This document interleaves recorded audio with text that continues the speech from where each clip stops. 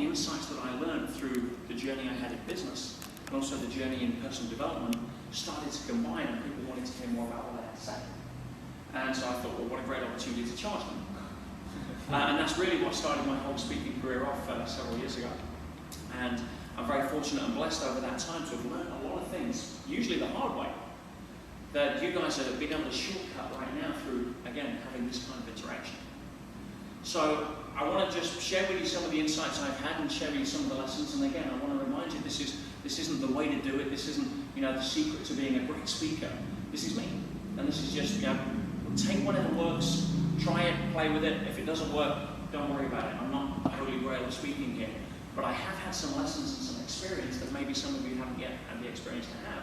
And if I can share with you something that adds value at that level, then please feel free to take it, and I've served that purpose tonight. So after that, we'll do some questions and answers, and feel free to ask me anything. I do have the answers, the little secrets to life, and I'm just kidding. Right? But one of the things I've noticed, especially in the public speaking domain, is that so many people focus on structure. And a lot of what I heard tonight was feedback on structure. And not many people actually come over to the other side of the fence, which is talking about presence, talking about the style of delivery, talking about being able to personalize it so you can move somebody in a way that creates a difference.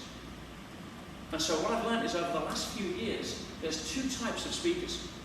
And you talked about Toastmasters earlier. I've never been to Toastmasters. I've never had a lesson in public speaking in my life. But what I noticed was this, that people who come from a background of structure tend to have all of the right things to say, and they have the right kind of delivery system, but they're not that impactful. And I'll share a story with you. I was chairman of a group in London called the Yes Group, which was similar to what you guys do, but on a bigger scale. But it wasn't about us speaking, it was about calling in speakers on personal development, whether it was Bob Proctor's of the world, or whether it was some of the Richard Branson type of people in business. And we were just all about learning. Which is, again, the intention to learn to start with where you guys are coming from, is where everything begins. And I read an email one time about the speaker that we were bringing in.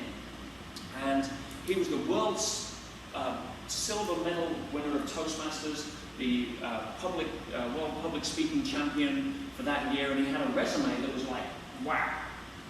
And of course, I'm thinking, I want to learn, I've got to see this guy. So I booked my ticket, I got there, I was 1,000 people in the audience, I was third row back, I've got my notepad, I need to learn.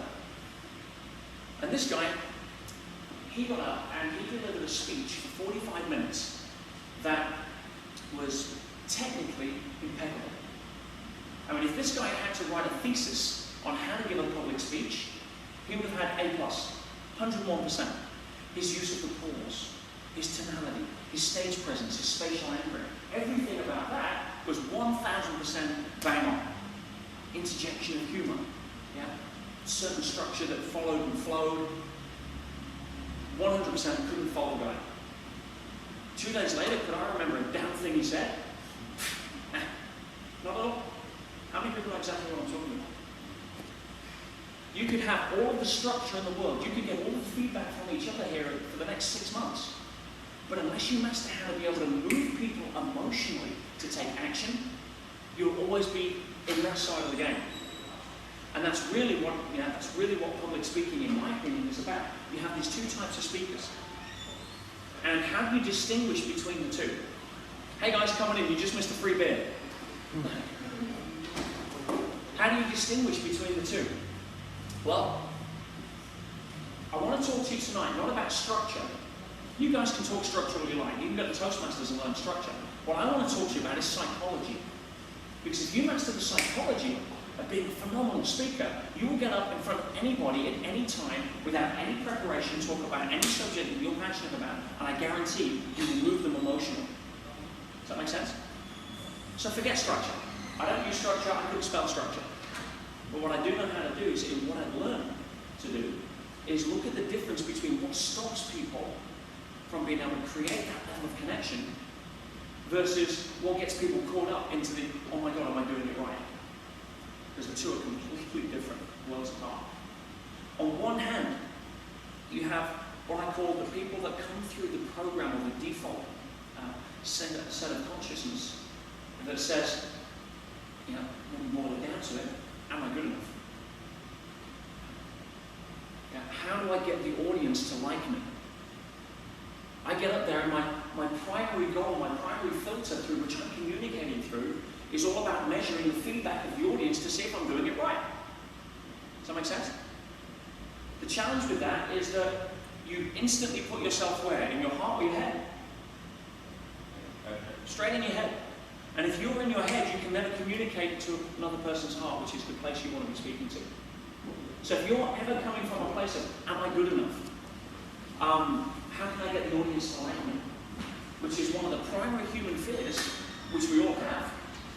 I guarantee you, you'll be working out your structure thinking that, you know, hopefully I'll get high feedback scores, or hopefully, you know, they won't be too harsh on me, or hopefully I'll do it right, I'll be better than last time. Yeah? Guys, screw it! What I'm here to say is this: if you can play that game all you want, but if you come over to this side of the box, you're coming from a place of, how can I add value? And you come from that side. Let me ask you a question. Do you really care about what they think, yes or no? At the level that you're trying to be good enough, yes or no? Not at all. If you're coming from a place of, how can I add value? Yeah, I care about these people that have taken their time out of their night to be able to come over and be able to listen to what I've got to say. I want to step up and deliver something of value. Now, if I can do that, I don't really care if they like to hear it or not. If I believe in this strong enough, that what I've got to tell them is a bit of a wet fish around the face, but it's coming from the heart because I want to serve, I guarantee you, you'll reach more people in terms of communication than if you come over here coming through the filter. Even if it's the same words, am I making sense here? Yeah, even if it's the same words, but if it's coming through the filter of, you know, hopefully they'll like this, or how can I be good enough to cover up some of the, I guess, when it comes down to it, insecurities. Which, for God's sake, with public speaking, do you know how many people would rather die than speak in public? Of course there's going to be insecurities at first, because we're all living in what I call a pile of goop. G-O-O-P. Good opinion of other people.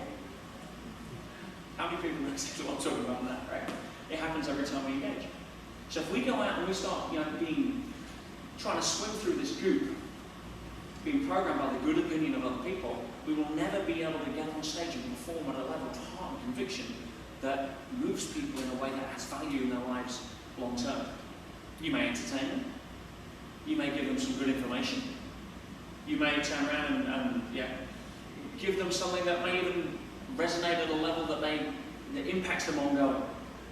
And I guarantee you want to move somebody emotionally here, you have to let go of this. You have to let go of this good opinion of other people. You have to let go of this, am I good enough? Will they like what I'm going to say? Hopefully if I do it this way, I'll get higher scores on my feedback form. And all that bullshit.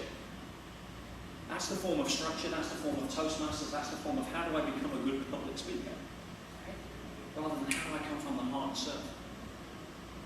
Now you do that, again, the defining principle, the defining characteristic of somebody that can actually take you to that level.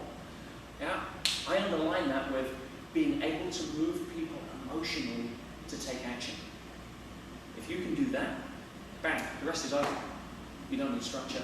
You don't even need to know in-depth details about what it is you're speaking about.